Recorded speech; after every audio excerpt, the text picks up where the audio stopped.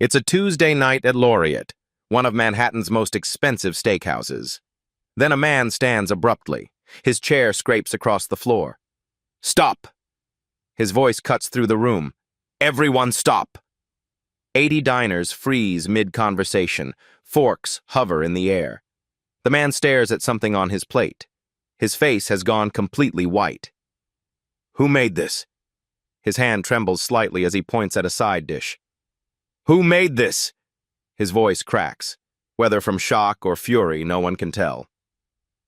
The head chef steps forward, confident, then stops.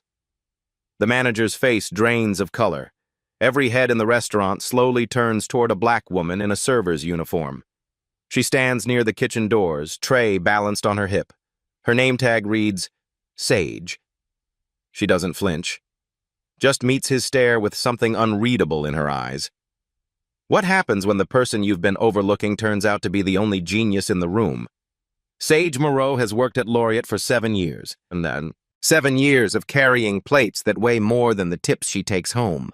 7 years of smiling through sweetheart and honey from men who never look at her face. 7 years of being invisible in a room designed for people who take up space. She's 36 now. Her feet ache by hour 3 of every shift. The small of her back burns by hour 6. But she never complains, never slows down. The other servers know her as the reliable one, the one who never drops a plate, never forgets an order, never loses her composure when a customer snaps their fingers like she's a dog. What they don't know is that Sage can tell the temperature of a kitchen by the smell alone. That she can identify 17 different herbs blindfolded. That her hands remember techniques she hasn't practiced in years. Every morning, Sage wakes at 5. Her studio apartment in the Bronx is barely big enough for a bed and a kitchenette, but that kitchenette is her laboratory. Before the sun rises, before the city fully wakes, she tests recipes. A new spice blend. A different ratio of acid to fat. Small adjustments that most people would never notice, but that she feels in her bones. She writes everything in a notebook. 347 original recipes. Not a single person has tasted them. By 6:30, she's on the subway, 90 minutes each way. She reads cookbooks on her phone, studies techniques from chefs in Bangkok, Lima, Lagos, places she'll probably never visit. At Laureate, she ties on her apron and becomes what they expect. Quiet, accommodating, invisible. But in the kitchen, when no one's watching, her eyes track everything. The way the line cooks move, how long the chef lets the reductions simmer, the temperature he pulls the meat at. She catalogs it all, stores it away. Sage's story didn't start in a Bronx studio apartment. 19 years ago, she held an acceptance letter from Le Cordon Bleu in Paris. Full scholarship. Her father cried when she told him. Her mother bought a French dictionary and started practicing basic phrases. "Ma fille va devenir chef," her mother would say, beaming. "My daughter is going to be a chef." Sage was packed, ready. 3 days before her flight, her father collapsed at work. Massive heart attack. Gone before the ambulance arrived. The medical bills came first. Then the funeral costs. Then the mortgage payments her mother couldn't make alone. Sage deferred her admission. Just for a semester, she told herself. Just until things stabilized. But things never stabilized. Her mother worked 3 jobs to keep their house in Louisiana. Sage sent money home every month. The deferral became a year, then 2. Then a quiet withdrawal. Le Cordon Bleu sent her a letter. "We hope you'll reconsider when circumstances allow." She keeps it in the same drawer as her recipes, evidence of a life that could have been. Sage moved to New York at 23, started as a dishwasher at a small bistro in Queens, worked her way to prep cook, then line cook. Her hands were fast, her palate was sharp. The head chef noticed. "You've got something," he told her once. "Real talent. Don't waste it." But kitchens are brutal. 18-hour days, burns that never fully heal. And for a black woman in a white male-dominated space, Every mistake was magnified. Every success was attributed to luck. When Laureate opened under new ownership 5 years ago, Sage applied for a line cook position. She had the experience, the skills, the references. The new general manager looked at her resume, then at her face. "We're actually looking for front-of-house staff right now," he said. "Someone with your presence would be perfect for serving."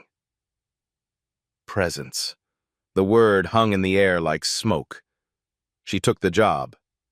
She needed the money. Her mother's arthritis was getting worse.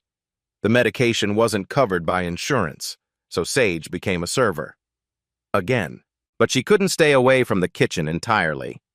Chef Marcus, the head chef at Laureate, is everything a restaurant wants on paper. Culinary Institute of America. Stages at 3 Michelin-starred restaurants. A James Beard nomination. He's also mediocre. Sage noticed it within a week. His reductions break. His proteins cook unevenly. His plating lacks intention. And when he gets stuck, when a dish isn't working and the pressure builds, he finds her. "Sage." His voice is low, urgent. "I need you to fix this. Quietly." The first time it was a sauce that had split. She showed him how to bring it back with an ice cube and constant whisking. He nodded, sent it out, took the credit. The second time, it was a vegetable side that tasted flat.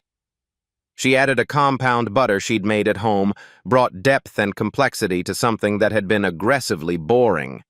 Again, he said nothing to the other cooks. Just sent it out under his name. It's happened 7 times now. 7 dishes that saved reviews, impressed critics, kept customers coming back. All attributed to Chef Marcus. The kitchen staff knows. The line cooks have seen her slip in after hours, practicing on the equipment. They've tasted her food during family meal when she cooks her version of staff dinner.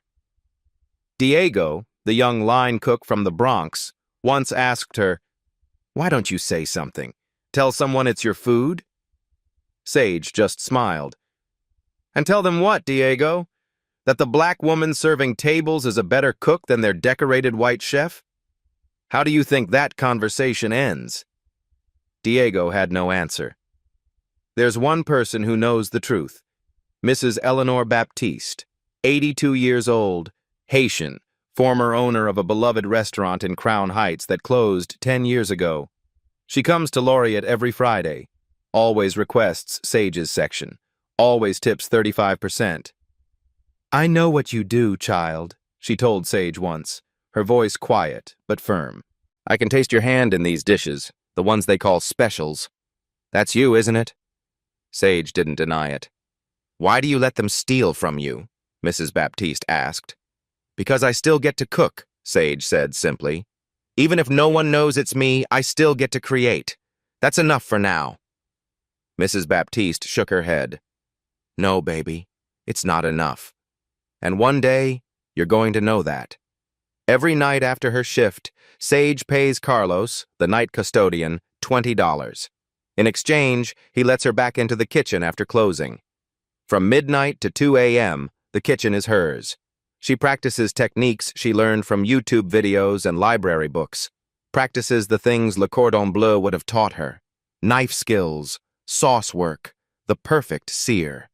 She cooks for no one, photographs, nothing. Just cooks because her hands need to remember. Because someday, maybe, there will be a moment. A moment when being invisible is no longer survivable. Tonight is that moment. She just doesn't know it yet. Richard Hastings III arrives at Laureate at 7:30, 15 minutes late for his reservation. He doesn't apologize. The hostess rushes to greet him. "Mr. Hastings, your table is ready." He doesn't acknowledge her. Just walks past like she's part of the furniture. 4 people trail behind him. 2 venture capitalists in expensive casual wear. A lifestyle journalist with a recording device clipped to her jacket. A brand consultant who hasn't looked up from his phone since they walked in. Richard Hastings is 44. Tech billionaire. Made his fortune in artificial intelligence and automation. His latest venture has been featured in Vanity Fair, Wired, and Forbes in the same month. The headline that keeps appearing, "The Man Who Will Revolutionize Food." He moves through the dining room like he owns it. Loud laugh, expansive gestures. His voice carries across 3 tables. "The problem with restaurants," he says as he sits, "is inefficiency, human error, emotion. You can't scale emotion." The journalist writes this down. Sage appears at the table with water, sparkling for some, still for others. She remembers from the reservation notes. "Good evening," she says. Hastings doesn't look up, just holds up one finger while he finishes his sentence. "What I'm building eliminates the variable. Perfection. Every time. No bad days, no attitudes." He finally glances at Sage. His eyes skip over her face, land on her apron. Sparkling. Cold. Not room temperature like last time. Sage pauses. "This is your first visit to Laureate, sir." His eyes narrow slightly. "Then make sure it's not a problem." She nods, sets down the waters, leaves. At the next table, a white male server approaches a different group, forgets to bring lemon for their water. "No problem, buddy," the customer says. "Happens to the best of us." The contrast isn't lost on the kitchen staff watching from the pass. Hastings orders without looking at the menu. Modifications on every dish. The steak cooked at an exact temperature, the sauce on the side, no garnish. "I'm testing something," he tells his table. "I need to experience what the best human kitchens can produce, for comparison." The journalist leans forward. "Comparison to what?" "To my prototype.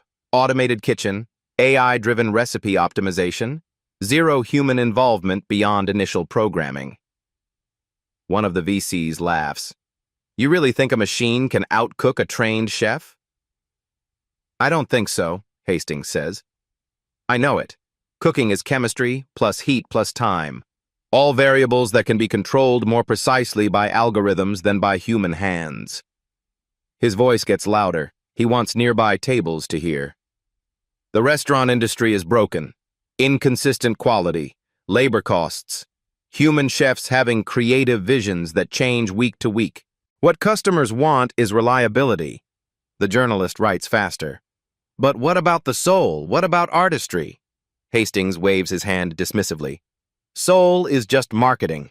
Artistry is pattern recognition. Feed an AI 10,000 recipes and it can generate the 10,001st, better than the original." In the kitchen, Chef Marcus is sweating. He's heard who's dining tonight. A billionaire, a journalist, potential investors.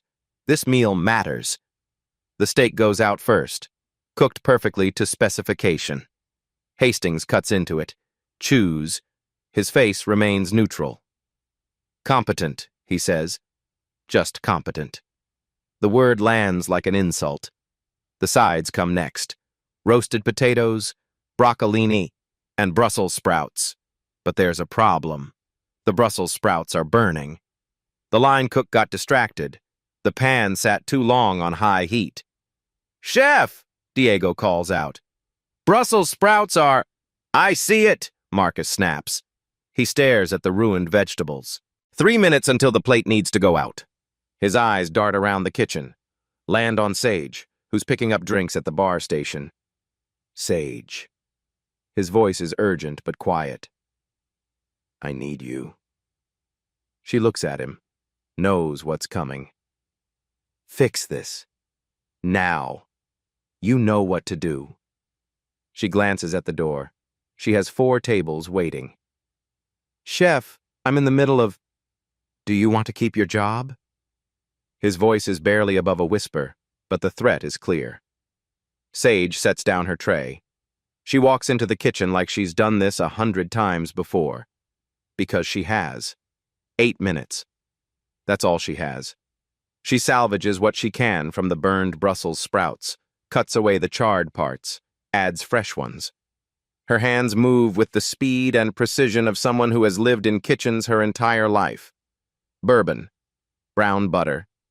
She deglazes the pan. The alcohol burns off. The butter browns to exactly the right shade of hazelnut. Honey. just enough for sweetness without cloying. Smoked paprika, a whisper of it. Cider vinegar to cut through the fat, finishing salt at the last second. She tastes it once, adjusts, tastes again. Perfect. She plates it and slides it to the pass. The Brussels sprouts nestle beside the steak like they were always meant to be there.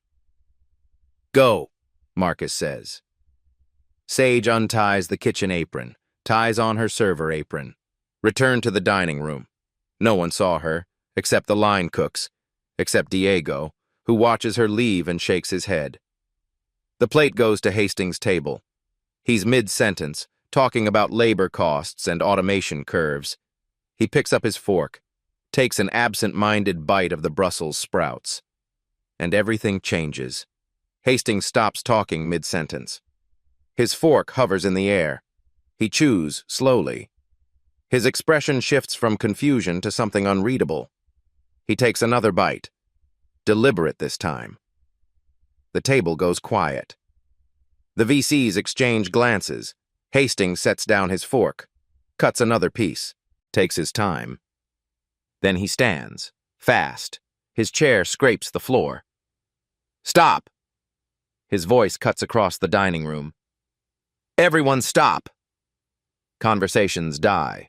Silverware freezes. 80 people turn. Hastings points at his plate. Who made this? The manager rushes over. Mr. Hastings, is something wrong? Wrong? This is the most extraordinary thing I've tasted in 5 years. The restaurant holds its breath. That's Chef Marcus's... No. Hastings cuts him off. I've had Marcus's food. The steak was competent. This? He holds up a Brussels sprout. This is different. Chef Marcus emerges from the kitchen, confident. Thank you, Mr. Hastings. I've been working on... Stop lying. The words land like a slap. I know the difference between competent cooking and genius. You didn't make this. Who touched this plate? The kitchen door is open. Diego stands inside, frozen. You. Line cook. Who made this? Diego's eyes go wide. He looks at Marcus. Then at Sage, standing 3 tables away. Diego, Marcus warns quietly. But Diego is tired of lying. Sage made it, chef. Silence. Sage. Hastings scans the room. Who is Sage? Diego points to the black woman in a server's uniform. Hastings stares. You made this dish? Yes, sir. You're a server. Yes, sir. But you cook. When needed. Hastings turns to Marcus. She's a server and she cooks better than you? Marcus's jaw tightens. She helped with prep, but the recipe is mine. Tell me what's in this dish, Hastings says to Sage. Exact ingredients. Her voice is steady. Brussels sprouts, bourbon, brown butter, honey, smoked paprika, cider vinegar, and finishing salt. Ratio of bourbon to butter? 1:3. When do you add the honey? After the alcohol burns off heat so it doesn't crystallize. Hastings turns to Marcus. Did you know any of that? Marcus says nothing. This woman just described a dish with the precision of a trained chef, and you have her carrying plates? Hastings sits back down. The restaurant watches. Sage, come here. She sets down her water pitcher, walks to his table.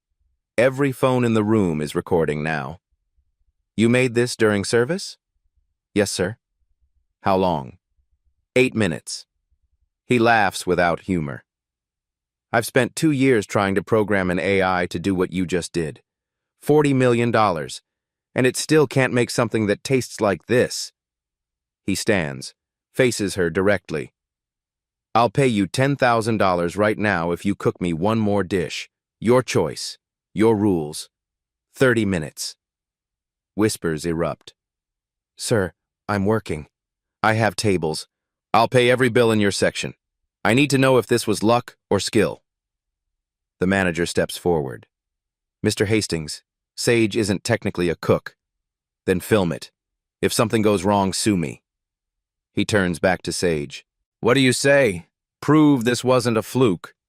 He pauses. Or go back to serving tables and pretending this is all you're capable of. The challenge hangs in the air. Every eye in Laureate is on Sage. Mrs. Baptiste sits at her corner table. She catches Sage's eye, nods once. Do it. Diego watches from the kitchen door. The line cooks have gathered behind him.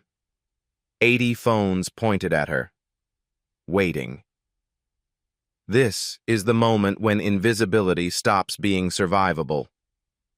One dish, Sage says quietly. I choose everything. Hastings smiles. Done. Sage stands at Hastings's table. The weight of 80 stares presses against her shoulders. Her mind races. She could refuse. Walk away. Keep her small, safe invisibility. Keep sending $800 home every month. Keep her mother's medication covered. Keep surviving. Or she could step into the kitchen, in front of everyone, with cameras recording, with a billionaire watching, with Chef Marcus seething, with her job, her stability, her carefully built life on the line. One dish, 30 minutes, $10,000. But it's not about the money. It's about the 7 years of being invisible. The 300 recipes in her drawer that no one has tasted. The midnight practice sessions in an empty kitchen. The dream she buried when her father died. It's about every time Marcus took credit for her work. Every time a customer snapped their fingers at her. Every time someone looked at her uniform and decided they knew exactly what she was capable of. Her father's voice echoes in her memory. Cooking is love made visible, baby girl. Her mother's last phone call. Don't let them make you small, Sage. The acceptance letter from Le Cordon Bleu, still in her drawer after 17 years. Exceptional promise. Sage looks at Mrs. Baptiste. The old woman's eyes are bright, knowing. She looks at Diego. He's barely breathing. She looks at the kitchen. The real kitchen. Not the one she sneaks into at midnight. The one where she belongs. She reaches behind her back, unties her server's apron, the black fabric that has defined her for 7 years, folds it carefully, precisely, sets it on Hastings's table. I'll need the kitchen, she says. Her voice is quiet, but every person in the room hears it. 30 minutes. No interruptions. Pemberton stammers. Sage, I don't think... Do I have the kitchen or not? Hastings cuts in. Clear it. Everyone out except her. Marcus steps forward. That's my kitchen. Not for the next 30 minutes, it's not. Hastings doesn't even look at him. Sage removes her name tag, sets it next to the apron. The walk to the kitchen is 30 feet. It feels like 30 miles. Her shoes click against the hardwood, the only sound in the entire restaurant. She reaches the kitchen doors, places both hands flat against them, takes one breath, deep, centering, then pushes through. The kitchen staff stares at her. She looks different now. Taller somehow. The invisible woman is gone. In her place stands someone they've only glimpsed in fragments, late at night, in stolen moments. Diego, she says, I need a clean station. Mise en place for a protein dish. Your best cut. Diego grins. We got a short rib. Was saving it for a family meal. Perfect. She looks at him. Really looks at him. Thank you. She ties on a cook's apron. Not the server's uniform. A real kitchen apron. Washes her hands with the slow precision of a surgeon preparing for surgery. The water runs hot. The soap smells like lemon. Her hands, calloused from carrying trays, remember a different kind of work. She dries them, looks at her station. Everything she needs is there. Closes her eyes. The noise of the dining room fades. The pressure of the cameras fades. Even the fear fades. What remains is muscle memory. 17 years of dreaming. 7 years of practicing in shadows. She opens her eyes. They're different now. Focused. Alive. Burning. In the dining room, Hastings sits back down, checks his watch. 30 minutes, he announces to the restaurant. Starting now. Sage stands at her station. The short rib sits before her like a challenge. Her hands tremble, just slightly, just enough that she notices. She breathes. Once. Twice. The trembling stops. 30 minutes. 1 dish. 80 witnesses. She surveys what Diego has laid out. Short rib. Root vegetables. Fresh herbs. Pantry staples. Her mind works like a formula, like music, like something she's known her entire life. The dish appears in her head fully formed. Not a recipe she's made before. Something new. Something that will use every technique she's practiced in the dark. Bourbon braised short rib. Blackberry gastrique. Celery root puree. Charred broccolini. She reaches for the short rib. The meat is cold, dense, marbled with fat. She can feel its potential in her hands. Salt, pepper, smoked paprika. Smoked. Her fingers move without thought, seasoning with the precision of someone who has done this 10,000 times in her mind. Then something unexpected. She reaches for the coffee grounds. Just a whisper. Just enough to add depth without announcing itself. The cast iron pan is already screaming hot. She sets the short rib in. The sound fills the kitchen. Violent. Perfect. The sear is everything. The Maillard reaction. The transformation of protein and heat into flavor that humans have craved for millennia. In the dining room, heads turn toward the kitchen. The smell reaches them. Primal. Rich. Complex. "What is that?" someone whispers. While the short rib sears, Sage moves. Her hands become a blur. Shallots. Minced so fine they're almost paste. Her knife work is fast, precise, every cut identical. The line cooks watch her hands. They've never seen her move like this. She deglazes the pan. Bourbon hits the hot surface. Flame erupts. Blue and gold. She doesn't flinch. Just lets the alcohol burn off, lets the sugars caramelize, lets the fond on the bottom of the pan become liquid gold. Beef stock, fresh thyme, bay leaf. The braising liquid builds in layers. She slides the short rib into a pan, pours the liquid over it, into the oven. 400 degrees. Timer set. 10 minutes at high heat, then drop to 325. No pause.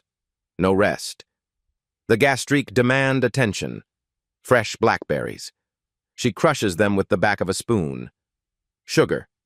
The berries release their juice, deep purple, almost black. Cider vinegar. The acid hits the sugar and the kitchen fills with a smell like summer and autumn fighting for space. Black pepper. Cracked fresh. Just enough to make you wonder what that flavor is beneath the sweet and sour. She tastes it. A small spoon. Lets it sit on her tongue. Adjusts. 3 drops of lemon juice. Tastes again. Perfect. In the dining room, Hastings checks his watch. 12 minutes gone. The journalist leans forward. "Can you actually see into the kitchen?" "No," Hastings says, "but I can smell it. That's not beginner's luck. That's someone who knows what they're doing." Sage pulls the short rib from the oven. The meat has started to break down. The fat is rendering. She lowers the temperature, slides it back in. Now the puree. Celery root. Ugly. Knobbed. Underestimated. She peels it with quick, efficient strokes. Cubes it. Into boiling, salted water. While it cooks, she moves to the broccolini. Olive oil. Salt. She lays each stalk on a sheet pan with the care of an artist arranging brush strokes. Under the broiler. She'll watch it. Char it at the last second. The celery root is tender. She drains it. Into the blender. Butter. Cream. White pepper. A touch of nutmeg so subtle most people won't identify it. Will just know something tastes warm, comforting, right. She blends it. The puree becomes silk. Tastes it. Adjusts. More salt. A little more butter. Tastes again. Yes. 20 minutes gone. In the dining room, people have stopped pretending to eat their own food. They're watching the kitchen doors, waiting for smoke, for disaster, for something. What they smell is genius. Mrs. Baptiste sits with her hands folded. She's smiling. She knew. She's always known. Sage pulls the short rib from the oven. The meat is falling apart. Perfect. She lets it rest while she works on the broccolini. The broiler has done its job. The florets are charred. Not burned. Charred. There's a difference. The char adds bitterness to cut through the richness of everything else on the plate. 3 minutes left. This is the moment that separates cooks from chefs. The plating. The composition. The final translation of technique into art. Sage stops. The entire kitchen holds its breath. She's staring at the components in front of her. Short rib, puree, broccolini, gastrique. Is something wrong? Diego takes a half step forward. Sage reaches for a spoon, tastes the gastrique one more time. Her face is unreadable. She reaches for the lemon, zests 3 small curls, adds them to the gastrique, stirs once, tastes again, nods once. Sharp, decisive. Now she plates. The puree first, not spooned into a pile, swooshed across the plate with the back of a spoon. An arc of cream and earth, the short rib. She uses tweezers, not tongs. Tweezers. Places it with the precision of a jeweler setting a stone. The broccolini. Arranged like it grew that way. Natural, intentional. The gastrique. Small dots around the plate. Purple against white. Then one dramatic drizzle across the meat. She steps back. Looks at the plate. Almost. Microgreens. Just 3 pieces. Placed where they add color but don't distract. Flaky sea salt, 5 crystals. She places them by hand. Black pepper. 1 crack of the mill over the short rib. And then, the final touch. The thing she didn't plan. The thing her instinct demands. Orange zest. Fresh. She zests it directly over the plate. Just enough that you'll taste citrus in the back of your throat but never quite identify it. The plate is finished. In the dining room, Hastings looks at his watch. 30 seconds. The kitchen door swings open. Sage emerges. She's different. Her posture is different. The invisible server is gone. This woman holds a plate like it contains something sacred. She walks to Hastings's table. Every eye follows her. Every phone is recording. She sets the plate down in front of him with the precision of someone placing a crown on a king's head. Steps back, hands clasped, waits. The plate is a work of art. The colors, the composition, the way each element has space but also relates to the whole. Hastings stares. The journalist leans in. Richard, it's beautiful. Beauty is common, Hastings says quietly. Let's see if it's true. He picks up his knife and fork, cuts into the short rib. It yields like butter, like the meat is offering itself. He constructs the perfect bite, short rib, celery root puree, a piece of charred broccolini, drags it through the gastrique, lifts it to his mouth. The entire restaurant is silent. He chews. Slowly. His eyes close. 5 seconds pass. He takes another bite, then another. He's not performing now. He's experiencing something. He sets down his fork, looks at Sage. How long have you been cooking? Since I was 6, sir. No. How long have you been cooking at this level? Sage's voice is steady, clear. Always. I've always been cooking at this level. You just never asked. Hastings looks at the plate, half finished. He picks up his fork again, takes another bite. This short rib, it's braised perfectly, falling apart but not mushy. Another bite. The bourbon in the braise, I can taste it, but it doesn't overpower. Another bite. This blackberry gastrique, the acidity cuts the fat. The sweetness complements the meat. The pepper adds complexity I didn't expect. He tastes the puree alone. Celery root, earthy but refined. And something else. Nutmeg? That's brilliant. He tries the broccolini. The char on this vegetable isn't accidental. It's intentional bitterness to balance the dish. He sets down his fork, looks around the room, looks at the journalist. Write this down. This is a dish that belongs in a Michelin-starred restaurant. This woman composed it in 30 minutes from scratch in a working kitchen during service. He stands, faces Sage directly. You just changed my entire thesis. The restaurant erupts, not in whispers this time, in applause. Mrs. Baptiste stands first, clapping slowly, deliberately. Then Diego, whooping from the kitchen door. Then the line cooks pour out of the kitchen, clapping, shouting. Then the entire dining room rises, 80 people on their feet. The sound is deafening. Chef Sage! Someone starts it. Others pick it up. Chef! Chef! Chef! As Sage stands perfectly still, the applause washes over her, 7 years of invisibility shattered in 30 minutes. Her hands start to shake again. Not from fear this time, from release, from 7 years of holding everything in finally breaking open. She doesn't cry, but her eyes shine.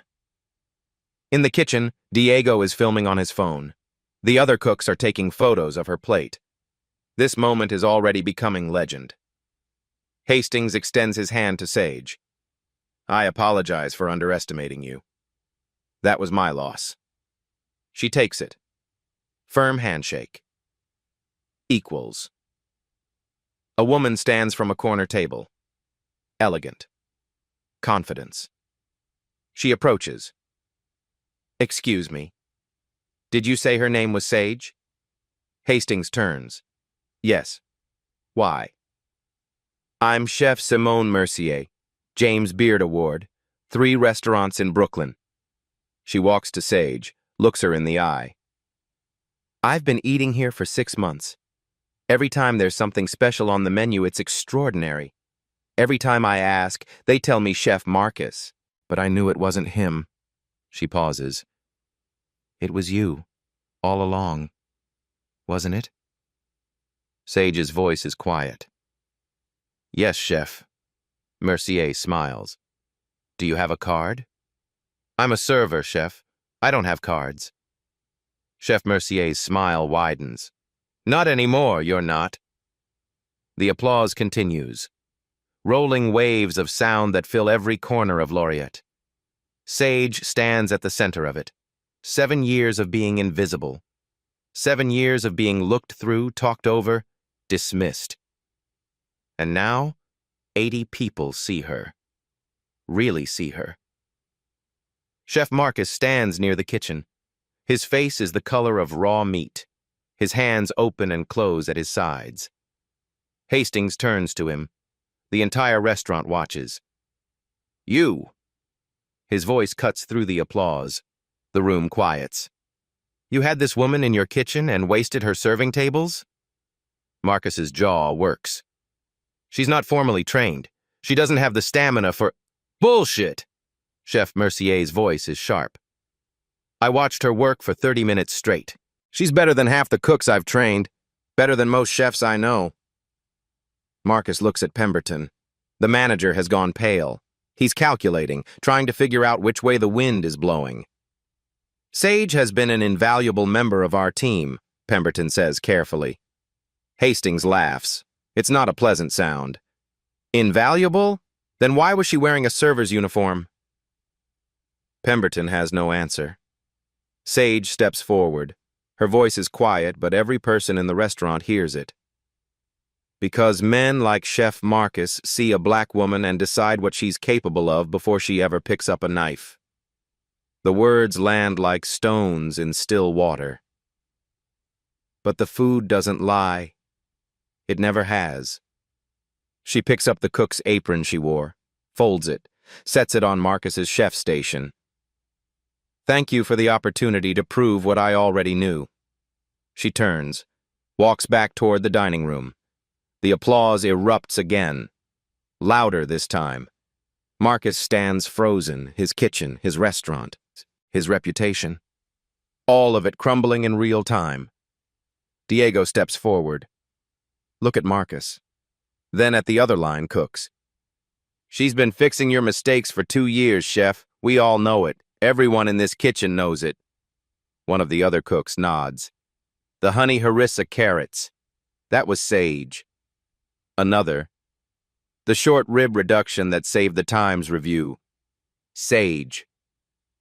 Marcus's face goes from red to white. Get back to your stations, all of you. No one moves. Hastings raises his voice. Wait. Sage. She stops. Turns. I owe you $10,000, but I'd like to offer you more. The room goes silent again. I'm funding a new restaurant concept, not automated. Humans, the best chefs, full creative freedom. I want you as executive chef, 120,000 base, equity stake, complete creative control. The offer hangs in the air. Gasps ripple through the crowd. Sage looks at him for a long moment. I don't know you, Mr. Hastings, and I don't make decisions based on one conversation. Hastings blinks. He's not used to being told no. That's fair. Can I at least get your contact information?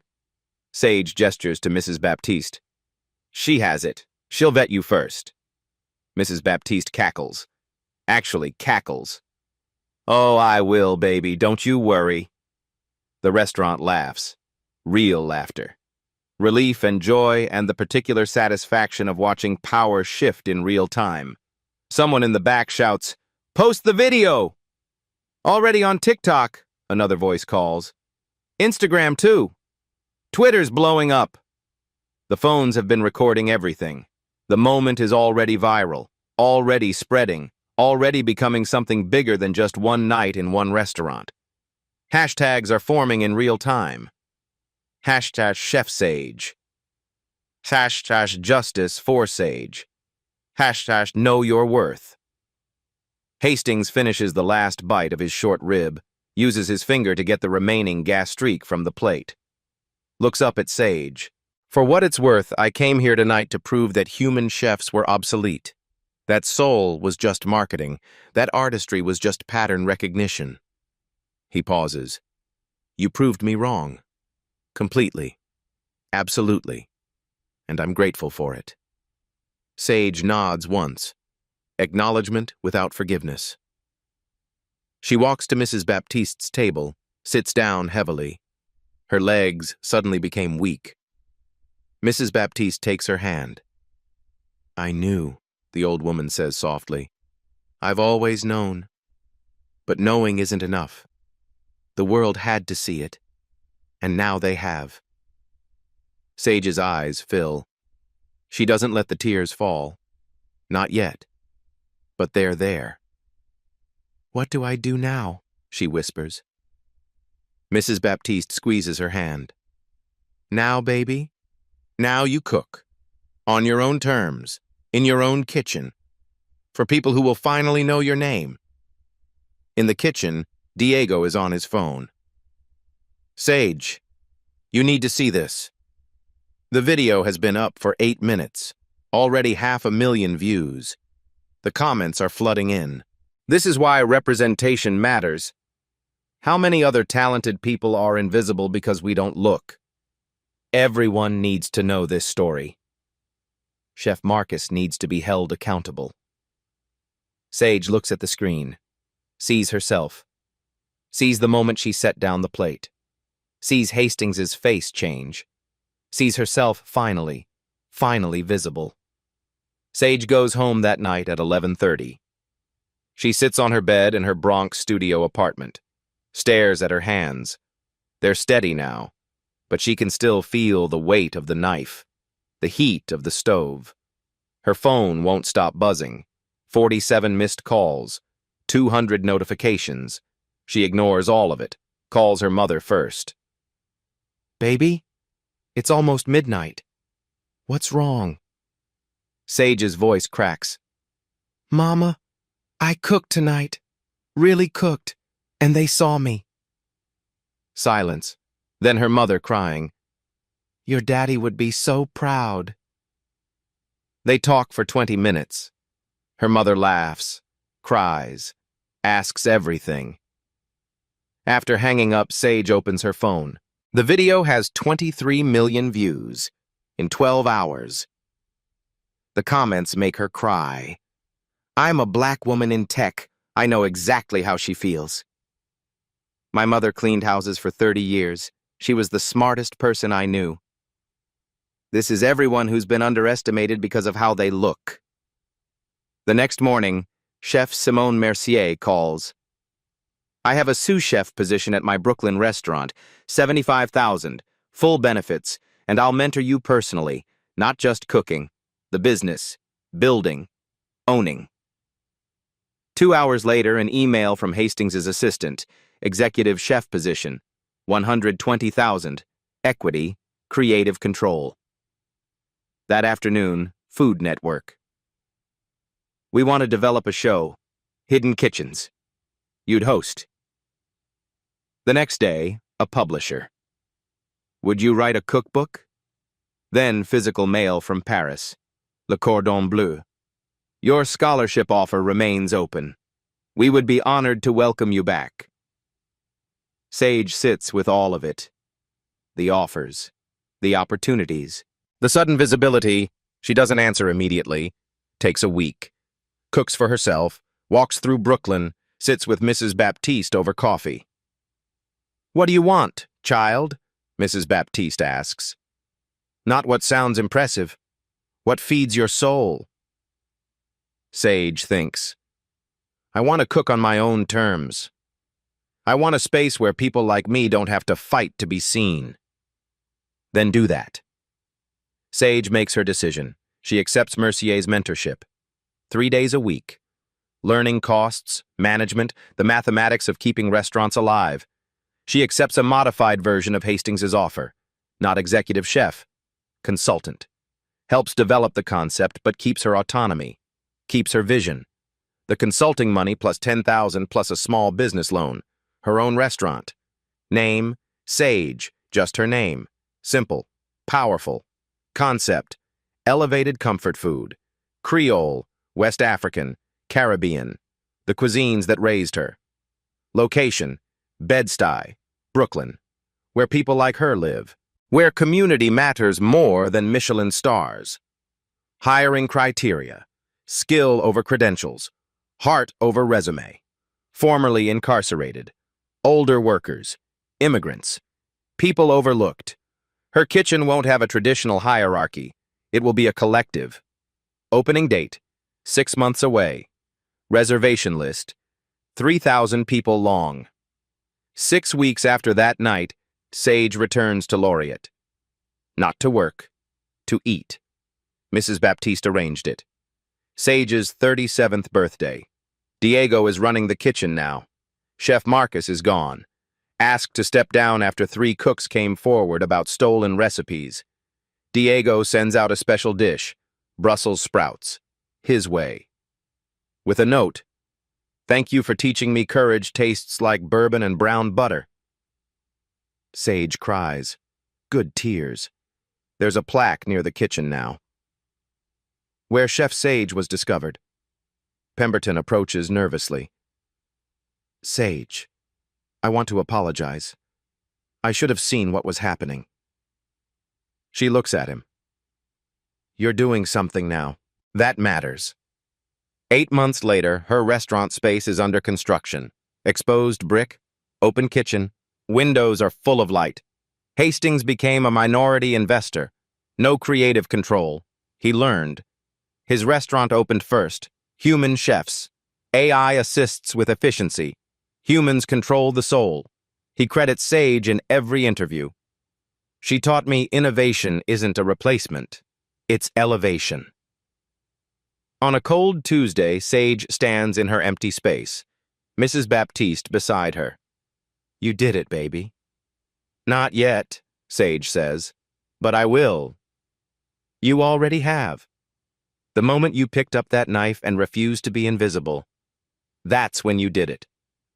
Sage smiles. Thank you for seeing me when no one else did. I didn't make them see you. You did that yourself. I just held the mirror. 6 months later. Soft opening night at Sage's restaurant in Bed-Stuy. The space is intimate, warm. Art from local black artists covers the walls. The open kitchen lets diners watch every move. Tonight's guests, Mrs. Baptiste, Chef Mercier, Diego, Sage's mother, flown in from Louisiana, Hastings, sitting quietly in the back, and 40 others. Sage stands at her station, expediting, tasting, adjusting, leading. This is her kitchen now, her rules, her voice.